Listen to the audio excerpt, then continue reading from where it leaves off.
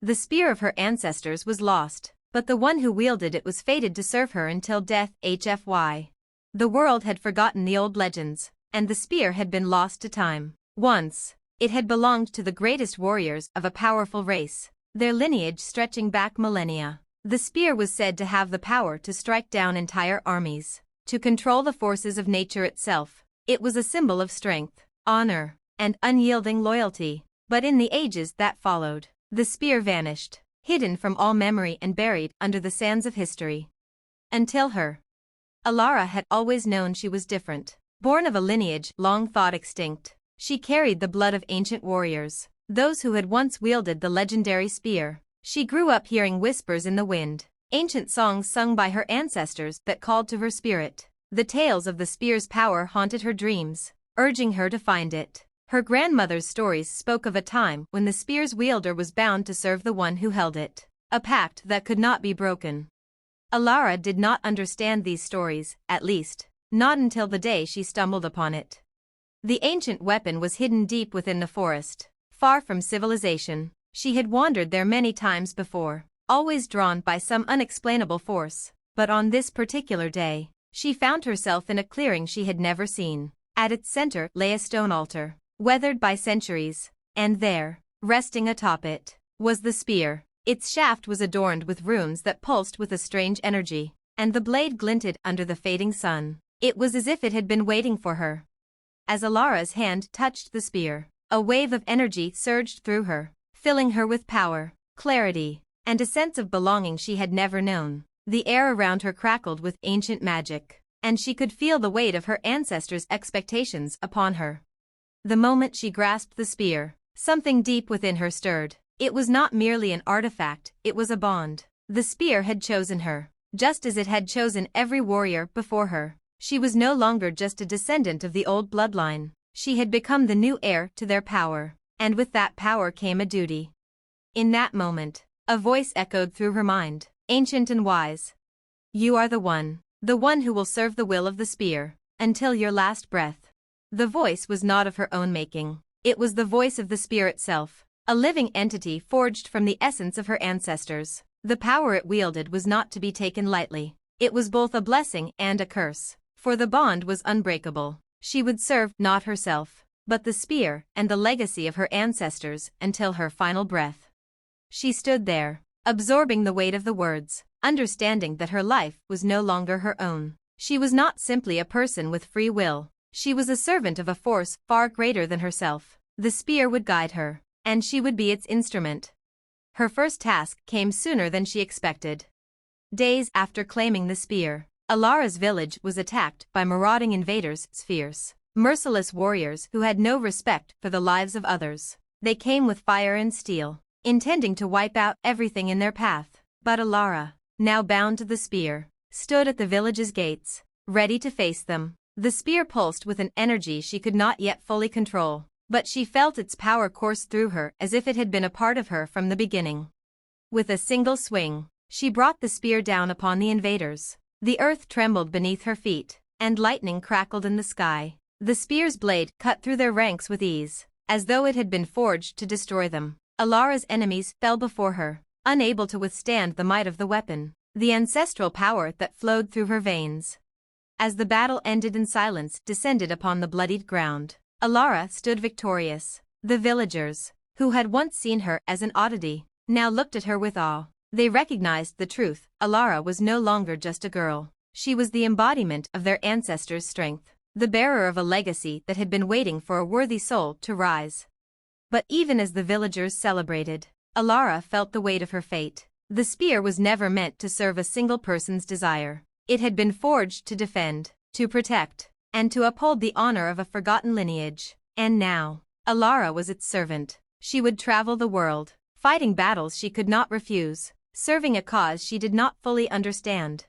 Her destiny was sealed. The bond between her and the spear was unbreakable. As long as she wielded it, she would be bound to its will. And as the spear had once served the might of her ancestors, so too would it serve them through her. But Alara was not afraid. She had been chosen, and though she would serve until her death, she would do so with the strength of her ancestors in her heart. The spear of her ancestors was lost, but the one who wielded it was fated to serve her until death. Part 2. In the weeks that followed, Alara became a legend in her own right. Word of her victory against the marauding invaders spread like wildfire across the land. Villages whispered of the girl who wielded the spear, how her enemies were struck down with the fury of storms, how the earth itself seemed to obey her command. Her power was undeniable, but it came at a price. The spear demanded more from her than just skill in combat, it demanded her very soul. As the days passed, Alara found herself traveling further from the village she once called home, answering calls for help from those in need. Compelled by the pull of the spear, she had no choice but to heed its summons, for to refuse would be to dishonor the pact. Everywhere she went, she fought. Every battle, every skirmish, was a reminder that the spear was never truly hers to wield. It used her as much as she used it, and the weight of that knowledge bore heavily on her heart. One evening, after a particularly brutal clash with a band of marauders who had been terrorizing a nearby kingdom, Alara stood alone beneath the stars, gazing at the ancient spear in her hands. She could feel its power thrumming beneath her fingers, its presence alive in a way that made her uneasy. The battle had left her body bruised and bloodied, but the spear had remained as pristine as ever, as though it had been untouched by the carnage. She had hoped that in time, she might come to understand the true nature of the bond she shared with the spear, but the more she used it, the more she felt herself slipping away from her own identity. She was no longer just Alara, the girl from the village. She was the spear's servant, nothing more, nothing less. The voice of her ancestors still spoke to her, guiding her in battle, urging her to act when danger loomed. But there were times, in the quiet moments between conflicts, when Alara wondered if she had become nothing more than a vessel for their will. She could never shake the feeling that, somewhere deep inside, she was losing herself. One night, after a particularly long journey to aid a kingdom on the brink of collapse, Alara found herself standing on a cliff overlooking the vast, untamed wilderness. The wind whispered through her hair, carrying with it the scent of salt and earth. It was here, at the edge of the world, that she would come face to face with the truth of her existence. A shadow appeared at her side, a figure clad in a cloak of deep blue. Alara turned, her hand instinctively gripping the spear tighter. She had learned to trust no one, not even those who claimed to be allies. The figure pulled back their hood, revealing a woman whose face was both familiar and alien. Her eyes, like mirrors, reflected Alara's own gaze. She was older, her hair streaked with silver, but there was something in her presence that felt connected. "You're the one," the woman said, her voice soft but carrying a weight of authority. "The one who has been chosen." Alara narrowed her eyes. Chosen? Chosen for what? The woman's lips curved into a small, sad smile. "To serve the spear, just as I once did, just as many have before you." Alara's heart skipped a beat. You were the previous bearer?" The woman nodded. "I was. Yes. My name is Saris. I, too, wielded the spear of our ancestors. It is a heavy burden, one that I could not bear forever. But now, it is your turn." Saris stepped closer, her gaze unwavering. "The spear chooses its wielders for a reason. It does not act on impulse. It sees something in you, something that calls to it. You may feel as though you are losing yourself, but you must understand, this is the fate of our people. It is the price of power." Alara clenched her jaw, the weight of Saris' words pressing down on her chest. "But what if I don't want this power? What if I don't want to serve a weapon, a thing that controls my every move?" Saris's expression softened, and she placed a gentle hand on Alara's shoulder. "You have no choice. The spear is not just a weapon. It is a bond, a force of nature. It was forged to protect, to ensure that those who wield it serve a purpose greater than themselves. The spear does not merely fight, it defends. It preserves. It is the protector of our people." Alara's heart ached with a mixture of anger and sorrow. "And what of my life? What of my own desires? My own path? What if I want to live for myself?" Saris's eyes glinted with understanding. "That is the greatest tragedy of all, isn't it? The spear does not grant freedom, it grants power. And with power comes the burden of sacrifice. But you are not alone in this. There have been others who have walked this path before you, and they, too, have felt the weight of it. The question is not whether you can escape it, but whether you can find a way to live within it." Alara stood silently, her gaze fixed on the spear in her hands. It pulsed with energy, as if urging her to make a decision, to accept her fate fully. The wind howled around her, as if the very world was waiting for her answer. Finally, Alara spoke, her voice steady but filled with resolve. I will not run from it. I will not be a puppet, but I will find my own way. I will serve, yes, but on my own terms. I will wield the spear with the honor of our ancestors, but I will not lose myself in the process. Saris nodded, a faint smile of approval crossing her lips. Then you are ready. The spear has chosen well. As the night stretched on, Alara stood at the edge of the cliff, her mind whirling with questions and doubts. But one thing was certain, her journey was far from over. She would continue to serve the spear, but she would do so with her own will intact. And though the road ahead would be fraught with challenges, Alara knew that she would walk it with the strength of her ancestors in her heart, and the unbreakable bond of the spear in her hand. The spear of her ancestors was lost, but the one who wielded it was fated to serve her until death. Part 3. Alara's resolve hardened as the days stretched on, and the weight of her decision began to settle into her bones. She would no longer be a mere vessel for the spear's will, a pawn moved by unseen hands. She would carve her own path, even if it meant walking a razor-thin line between duty and freedom. Every battle she fought, every kingdom she helped, was now a choice, a conscious decision to honor the spear's legacy while retaining her own autonomy. Saris had left her with a warning, though. The spear was no simple artifact, and the more it was wielded, the deeper its bond became. As Alara had already learned, this bond was not one to be ignored, and even now, she could feel it pulling her, sometimes gently, sometimes with an overwhelming force. It spoke to her in moments of peace, in quiet corners of the night, urging her forward, commanding her to act. The spear would never truly let her go, but she would hold on to her own will, her own sense of purpose. Her travels took her far across the lands, through war-torn villages, desolate battlefields, and thriving cities. In every place she went, people spoke of her as a savior, a protector, the embodiment of their hopes in times of despair. But the more she helped, the more Alara realized that the world itself was not as simple as black and white, good and evil. There were no clear lines, no obvious paths. What was right to one person could be wrong to another. What was noble to some could be seen as tyranny to others. And yet, the spear never wavered in its focus. Each time the call came, Alara answered, even when the cause seemed morally ambiguous, even when the path was fraught with doubt. She felt the spear pushing her forward. It was in the city of Velis that Alara's resolve would truly be tested. Velis was a city of great power and wealth, a hub of trade and politics, but it was also a city divided. Its ruler, King Oran, was beloved by the common people for his policies that ensured prosperity, but to his enemies, he was a tyrant, one who crushed dissent and stifled free speech. The city's borders had recently come under attack by a faction of rebels, and King Oran had issued an order to wipe them out completely. No prisoners, no mercy.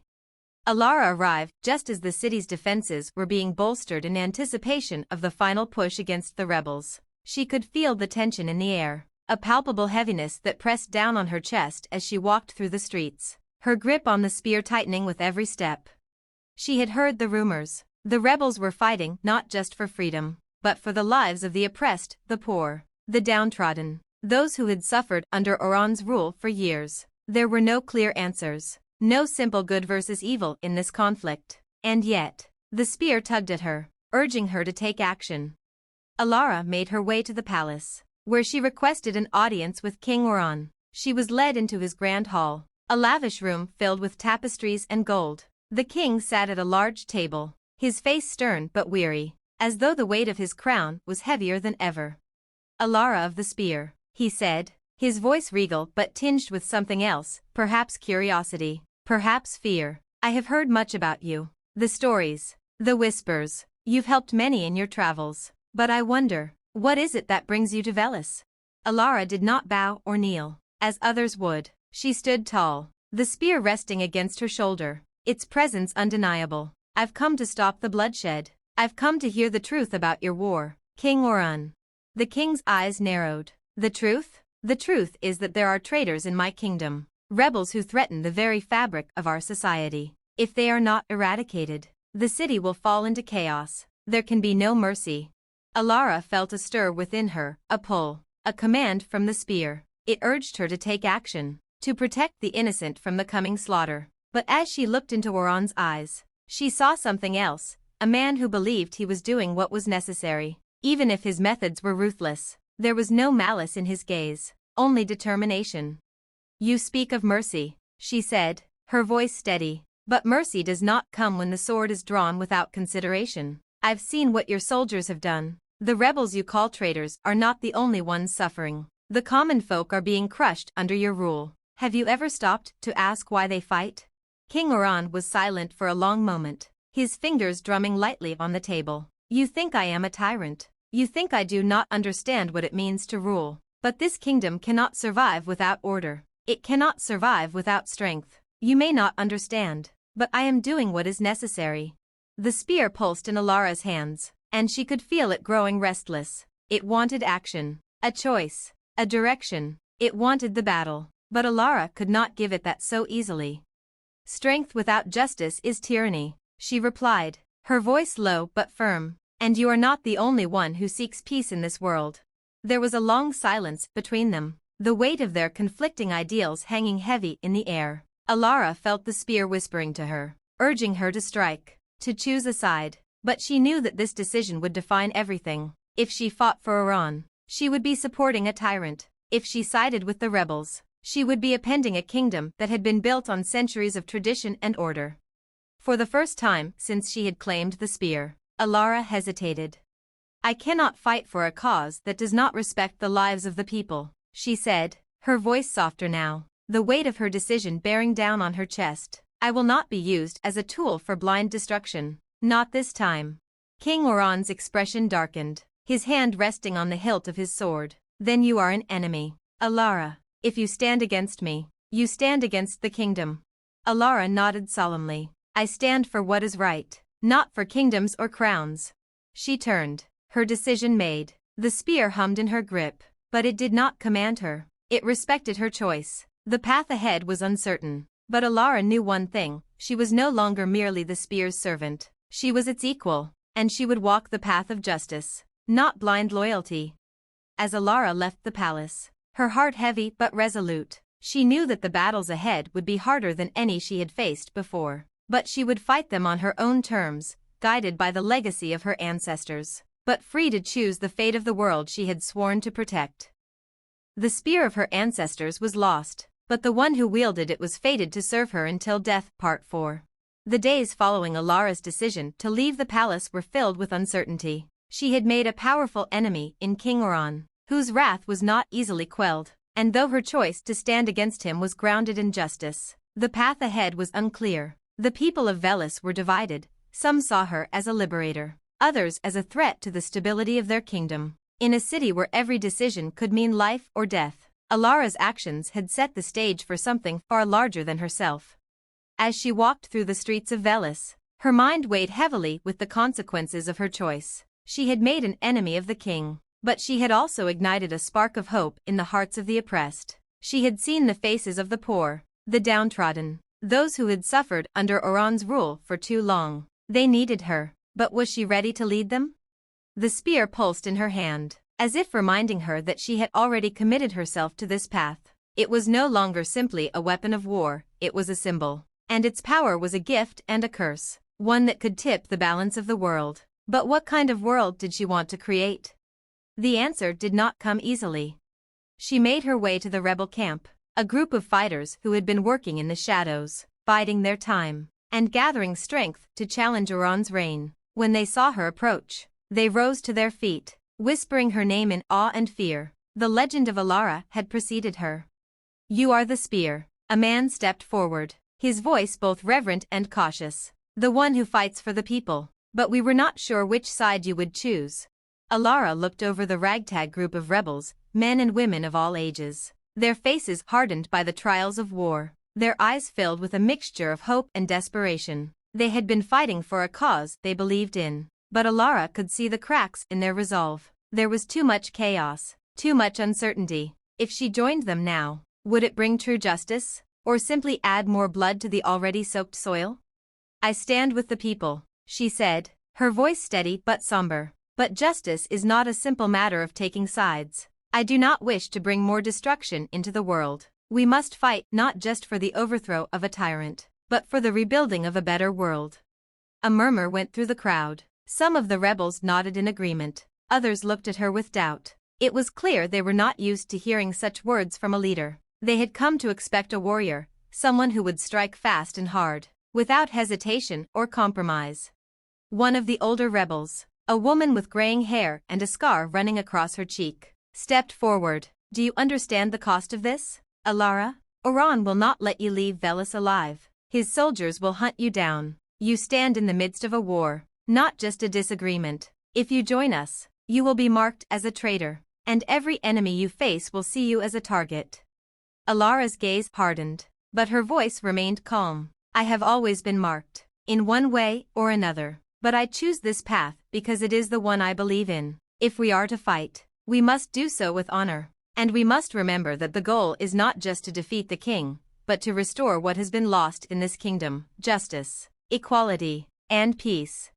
The woman with the scar studied her for a long moment before nodding. "Then you are one of us, whether you like it or not. We fight for the people, not for glory or conquest. And if your spear is truly as powerful as they say, you may be just the ally we need." That night, Alara sat alone by the fire, her fingers tracing the ancient runes on the shaft of the spear. The voice of her ancestors had been silent for a while now, but she could still feel their presence, a faint hum in her bones. The weight of the decision she had made pressed on her. She had chosen a path that might lead to war, a path that could destroy not just King Oran but the very fabric of the kingdom he had built. She thought back to the days before she had claimed the spear, to the simpler times when her biggest concern had been the safety of her village. Those days felt distant now, as though they belonged to another life. She was no longer just a girl seeking answers. She was a leader, a warrior, and a symbol of hope and resistance. But there was a part of her, deep inside, that still longed for peace, the kind of peace that didn't come with a sword in hand or with the blood of innocents spilled. And as she sat there in the dark, the spear beside her, she made a promise to herself. No matter the cost, no matter the path she had to walk, she would find a way to restore balance. She would bring peace, but not at the expense of the people, not at the expense of their freedom. The days that followed were a blur of strategy and conflict. The rebels, now bolstered by Alara's presence and the power of the spear, launched a series of hit-and-run strikes against Oran's forces. They attacked supply lines, sabotaged fortifications, and struck at key outposts, slowly gaining ground. Alara was at the front of every battle, the spear a blur of motion as it cleaved through her enemies with lethal precision. The rebels rallied behind her, their morale soaring with each victory. But as the weeks passed, Alara began to see the toll the war was taking on the people. The fighting had brought little relief to the suffering citizens of Velis. Those who had once hoped for a swift victory now found themselves trapped between two forces, both bent on their own vision of the future. They were caught in the middle, and it seemed there was no end in sight. One night, as Alara stood on a high ridge overlooking the battlefield below, she felt the weight of the spear grow heavier in her hands. It hummed with a strange energy, its ancient power surging as though urging her to act. The voice of her ancestors spoke once again, echoing in her mind. "The time has come, Alara. The balance must be restored."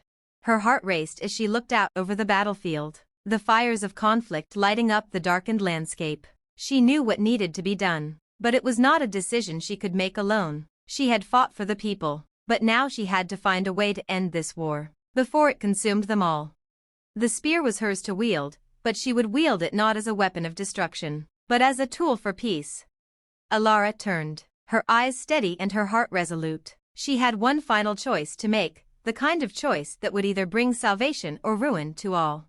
The spear of her ancestors was lost, but the one who wielded it was fated to serve her until death. Part 5.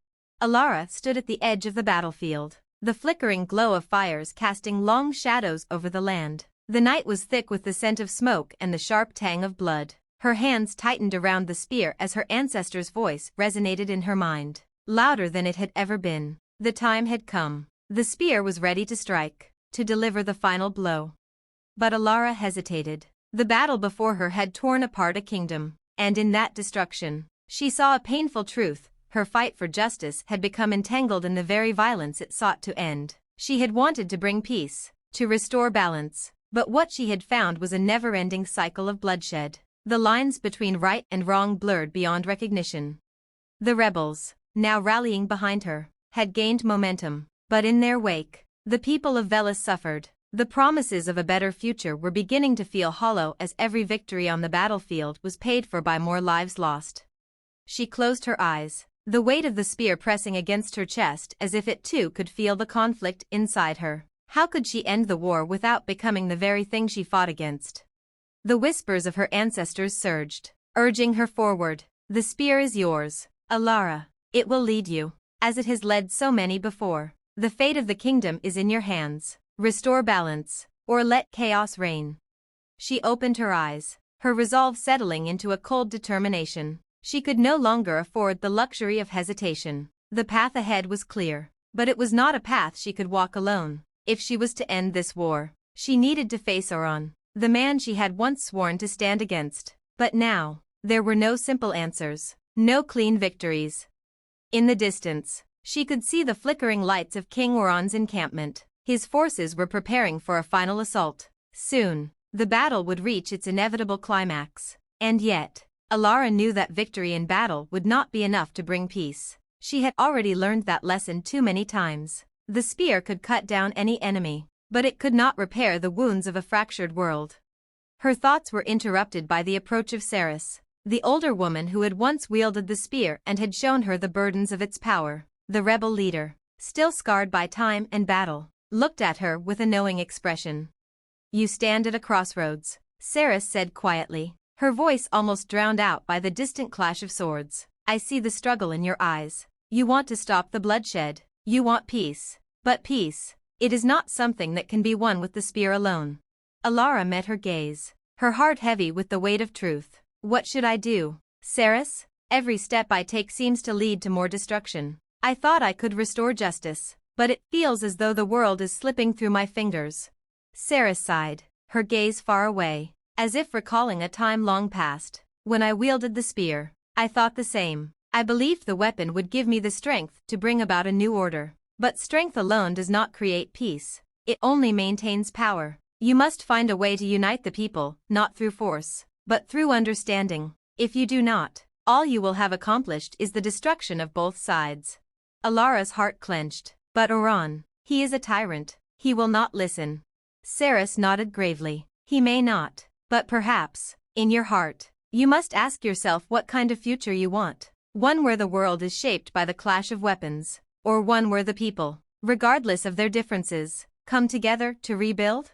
The air around them grew still. Alara could feel the presence of the spear, its power thrumming through her body. It demanded action. It whispered of finality, of battles to be fought. But as Saris spoke, something shifted within Alara. The power she had embraced so eagerly now felt like a chain, not a liberation.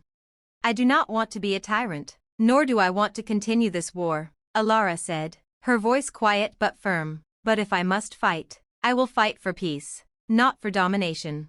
Saris placed a hand on her shoulder. Then you must seek a way to make Oran understand. Perhaps, even now, there is a chance for a different path. But you must act before it is too late. With a heavy heart, Alara turned toward the distant camp where King Oran prepared his final assault. The spear hummed at her side, its power now seeming both an ally and a burden. She had made her decision, no more bloodshed, no more senseless fighting. She would seek one final confrontation with Oran, not as an enemy, but as a messenger of peace. As she walked through the camp, she was met with stares, some curious, some wary, and some hopeful. The soldiers knew her by now, her reputation preceding her. She was the spear, the warrior who had turned the tide of battle. But this time, she came not to fight, but to speak. She was brought before Oran, who sat on a throne made of stone, his eyes hard and unyielding. He was a man who had known nothing but power, a ruler who had bent the world to his will. The moment Alara stepped forward, the tension in the air thickened. You, Oran said, his voice cold, the rebel queen. I have heard enough of your speeches and your demands. What is it you want now?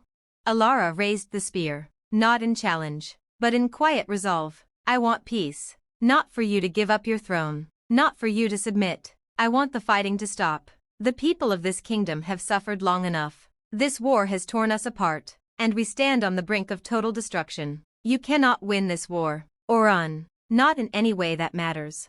Oran's eyes flashed with anger, but there was something else there, too, fear. You speak of peace, but what do you know of it? I have fought for order, for stability. This kingdom was built on strength, and it will fall without it. You stand in the way of that.